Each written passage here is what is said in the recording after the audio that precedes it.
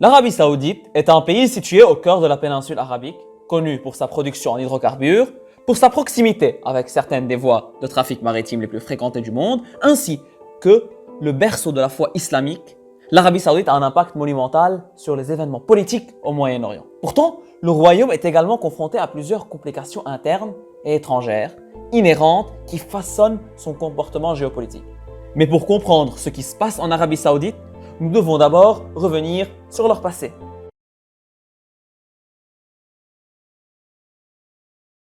L'Arabie Saoudite est officiellement née en 1932. À l'époque, de nombreux gisements de pétrole n'avaient pas encore été découverts. C'était donc un endroit très pauvre qui avait encore une population semi-nomade clairsemée.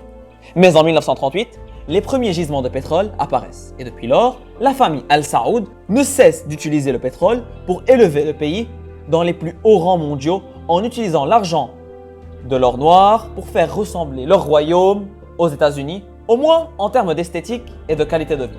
Cependant, en 1979, tout a changé. Ce fut une année fondamentale pour les pays arabes et pour l'islam. D'une part, la révolution Khomeini islamique s'est produite en Iran, d'autre part, les soviets ont envahi l'Afghanistan. Et en Arabie Saoudite, entre le 20 novembre et le 4 décembre, un groupe de fanatiques a pris le contrôle de la grande mosquée de la Mecque et a accusé la maison des Saouds, la monarchie saoudienne, de trahir l'islam et de vendre leur âme aux Occidentaux. Les mouvements visant à appeler à un soulèvement pour renverser la famille royale se faisaient de plus en plus nombreux et c'est là que tout a changé. Craignant une révolution, la famille Al Saoud ont donc cédé et leur ont donné ce qu'ils voulaient. À partir de ce moment, les choses ont empiré en termes de liberté. La discrimination à l'égard des femmes a atteint un niveau stratosphérique. La garde religieuse a lancé une campagne incontrôlée et l'Arabie Saoudite a commencé à financer toutes sortes de groupes et extrémistes à l'intérieur et à l'extérieur du pays.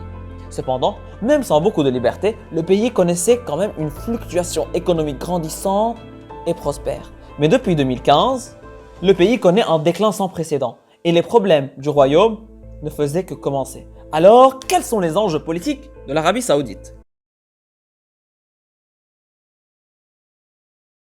La richesse pétrolière a permis aux Saoudiens de surmonter l'instabilité qui s'est répandue dans tout le Moyen-Orient.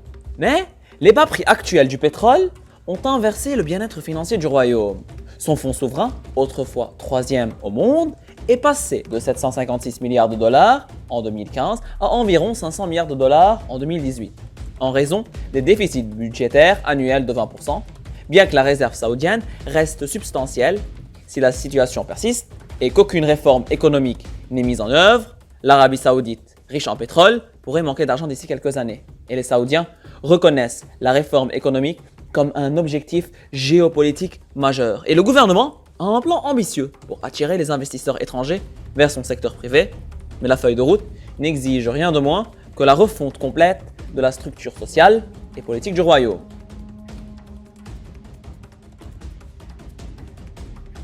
Toujours aussi épouvantable que la situation économique et les finances puissent être, ce n'est pas ce qui inquiète le plus les Saoudiens. Le royaume est confronté à une multitude de problèmes géopolitiques, comme je vous l'ai dit, à l'intérieur et à l'extérieur. L'un des problèmes majeurs du royaume est la forte concentration de musulmans chiites dans la région Al-Ahsa, d'où une grande partie de la réserve saoudienne est originaire. On cite par exemple les villes de Tammam, Al-Hufuf, Jubail, Al-Qatif, Al-Khudar et plein d'autres. Et leurs environs sont riches en ressources et en hydrocarbures et la majeure partie du pétrole saoudien est extraite et transportée d'ici. Al-Ahsa est donc l'épine dorsale économique de l'Arabie Saoudite et la forte présence chiite les préoccupe. En effet, la foi chiite qui contraste fortement avec la doctrine officielle ultra-conservatrice wahhabite du pays est présumée représenter au moins 15% de la population totale saoudienne. Le royaume craint que l'interaction entre cette minorité et le monde extérieur ne déclenche des violences sectaires au cœur économique du royaume, notamment avec son ennemi de toujours, l'Iran, berceau de la religion chiite par excellence.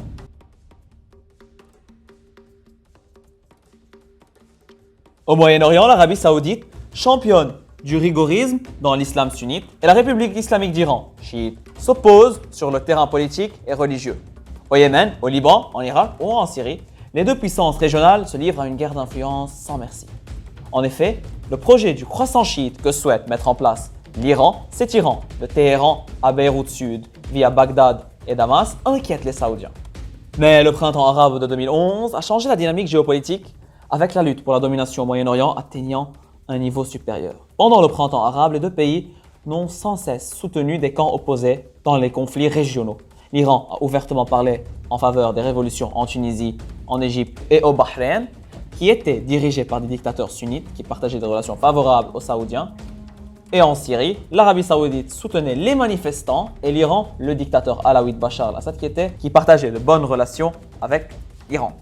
Mais là où l'Iran touche à un point sensible, c'est que 1/5 du pétrole mondial passe par le détroit d'Ormuz. Et si les Iraniens parvenaient à prendre le contrôle sur cette région, cela pourrait devenir catastrophique pour les Saoudiens.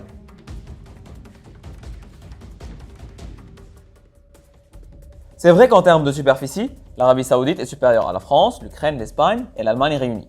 Mais malheureusement pour les Saoudiens, la plupart de la campagne saoudienne est stérile. Seulement 1,6% du pays est propice à la culture. Le désert est donc la caractéristique géographique la plus distincte du royaume. Et comme vous l'avez bien compris, qui dit désert dit peu d'eau. Et pas de chance pour le pays puisqu'il ne possède aucune rivière en raison de la pénurie d'eau. C'est un défi énorme pour l'Arabie Saoudite de maintenir l'agriculture donc et d'éviter d'être complètement dépendante des importations. C'est pour ça qu'un des plans majeurs du gouvernement est d'utiliser efficacement ce qu'on appelle les eaux souterraines qui permettront de cultiver d'immenses zones agricoles au milieu du désert. Un des autres problèmes majeurs liés à la géographie du pays sont les énormes distances qui perturbent considérablement la cohésion interne au royaume et donnent naissance à une société de milieu de vie. Par exemple, l'enclavement et le caractère isolé de Najd a formulé une identité conservatrice, tandis que l'interaction mondiale de la Mecque, Médina et de Djeddah a formé une culture plus cosmopolite dans la région du Hijaz. Dans le même temps, dans la région Al-Ahsa, une minorité sans tradition sunnite a plus en commun avec les étrangers à travers le Golfe Persique qu'avec la capitale Riyad. Aucune autre nation n'a une disposition démographique aussi étrange et cela montre à quel point le royaume est vulnérable à une intervention étrangère. Voilà, c'est tout pour cette vidéo, j'espère qu'elle vous aura plu. Si c'est le cas, n'oubliez pas de liker, commenter et bien sûr partager. Sur ce, je vous souhaite un très bon week-end. Ciao ciao!